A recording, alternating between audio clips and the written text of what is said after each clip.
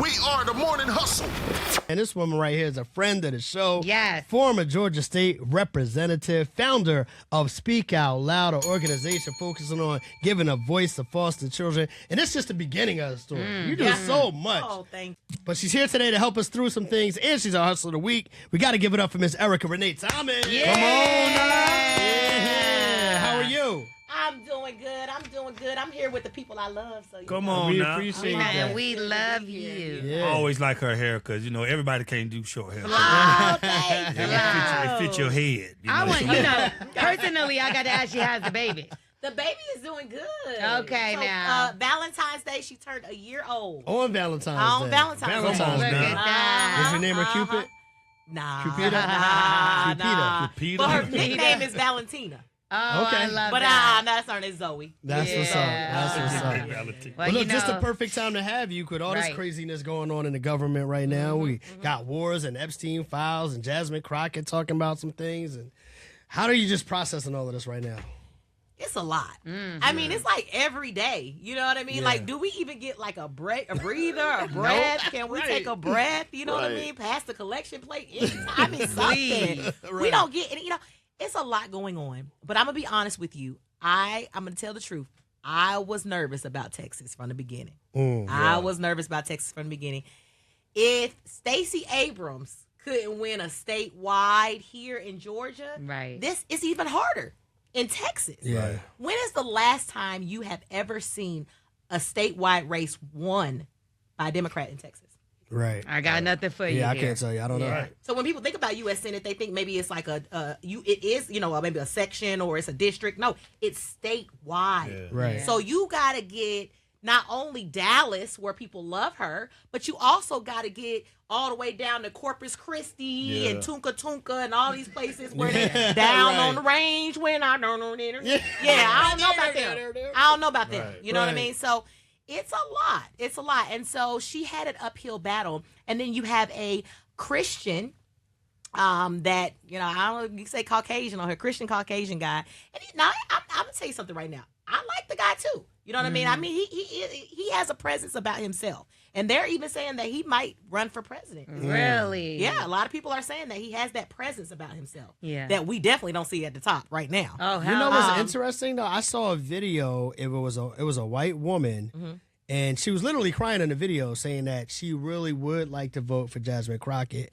but she knows that Jasmine doesn't have a chance to win, so she's not going to cast a vote for Jasmine. A lot of Yeah. people felt that way. Yeah, there was commercials. They had commercials. It was out there. That was out there. And I'm a truth teller. I mean, let's talk about it. Were they ready for a black, bold, brilliant woman, or did they want someone that, it's just like, for example, you buy a sedan because you know it's safe, but you really wanted the Ferrari. Yeah. But you like, I don't know if I can, get that. I don't know if that'll take me, to take off. So that's the analogy. It's like they took the safer bet. Right. And let me just say this, though, strategically speaking, we have to think about strategy. So the safer bet, yes, but could she have won against a Republican? I mean, the way they going now, she probably could have. I'm not sure. You Because mean the way that's things are what I going? thought about Donald Trump. I was like, the way things went before, they're not going to come out and vote for him. And they certainly did. So when I look at it, and when you say strategy and being strategic, my thing is, I kind of felt that way too, right? We all know how Texas is. But was it right that we didn't voice that? Because we obviously want to get behind Jasmine, but it's like a wasted energy, because there could have been energy put somewhere else where she's definitely needed. We need her everywhere. But let's talk about that, though. They gerrymandered those districts. That's right. Yeah. So it would have been hard for her to win her own seat. Yeah. Trump told them we need 6 seats or 5, 6 seats down there, and they went in there and they drew them out. Yep. They drew 'em. Yeah. And so I don't know. I think that it's questionable. It's scary. I do think, though, and I have hope that this is not the reality for the midterms. Okay. Okay. I do believe that we're going to win the midterms. Okay. Usually if you look at how history has had it for the last, 20, 40, 50 years, the president the sitting president always loses the midterms. His party usually always loses the midterms. Obama did it, those were good presidents. Those were great presidents. Right. Obama's people lost the midterms, and he was amazing. And we got up at the top. And so I'm sure that they're going to lose. And let me tell you this. The president himself said this at a fundraiser the other day. He said, if the Republicans lose the midterms, I will be impeached. Good. It's about damn time, ain't it? But we also have to look at, I hear what you're saying, but there's a lot of voter suppression going on right now. They're saying that these polling sites are being moved, or that people are going to the sites that they're assigned to, and they're telling them, no, this isn't your correct site. That's a great point that you brought up. So what happened on Election Day in Texas, the same thing happened. So the GOP changed the rules of the game in the middle of the game. And what they did was, it used to be where you can go county-wide and vote. So, for example, Fulton County, we could go anywhere. I could go to Atlanta. I could go to Alpharetta, and I can vote for Jasmine Crockett, or I can vote for, whoever I want to vote for. But what they did was they made it to where no more. You have to go to your exact precinct. And people didn't know. So people were showing up to precincts last night, and they were getting turned away. So just imagine, I get in my car, right? I got my kids at the house. I done dropped them off at the house, or I got stuff to do. I'm just getting in my car really quick to go vote and come back. You telling me now I done went all the way to Alpharetta. Now you telling me I got to go to South Fulton? Right. You're going to say, never mind, probably. Yeah. Or if it's traffic, you're going to miss it. You're going to miss it. You're going to be late. You're going to be late. Yeah. There's so many things going on. Can we switch gears really quickly to this war on Iran? You know what I mean? And how he pulled that off in the middle of the night. And then when people backtrack the timeline, they're like, oh, okay, that's why you ain't got that oil from Venezuela, because you were like, let me get this oil because I know they're going to shut my oil off over here in Iran. Just what is your just perception of what you see happening with Iran, and the fact that they're saying like the only reason we jumped in is because Israel was about to strike, so we better be preemptive? First off, we don't need to be in a war right now. Facts. We don't need to be in a war right now. And when you hear people like our Pete Hegseth said the other day, we didn't start this war, but we're going to finish it. Right. This is the same man that back in September changed the Secretary of Defense Department to the Secretary of War. Yep. And you don't want a war? How in the world can you say that? You went and making us look like fools. You went and named it Project Epic, Operation Epic Theory. What is that? It's that like a sounds video like game. a roadblock Right. or something like that. Right. Did you go in ChatGPT and was like, oh, let's see what we're going to name this for today? Yeah. You know what I mean? We are looking like fools on all fronts. Yeah. Countries are laughing at us. Yeah, they are. And we're looking weak. And right now, gas prices have went up 10 cents overnight. Overnight. And so the MAGA talks about America first. America first. That's their whole thing. Make America great again. But we done been we done been to daggone Venezuela. We over here in Iran. Mexico. We got the YNs after us, and the cartel YNs after us over there, out there. I mean, we are doing so much, and we're doing nothing at the same time. Right. That's right. Right. So much and nothing at the same time. And it's so scary right now because we are feeling. Let me say what the scariest things though is. Of all of that's what's happening, he still has a base that's ready to fight you over this. It's so crazy. Because they pockets. I mean, I always look at it as follow the money. And this war, all this, it comes down to money. Yeah. They getting paid for those drones. Yeah. The people that own those drones. And I be telling people about it.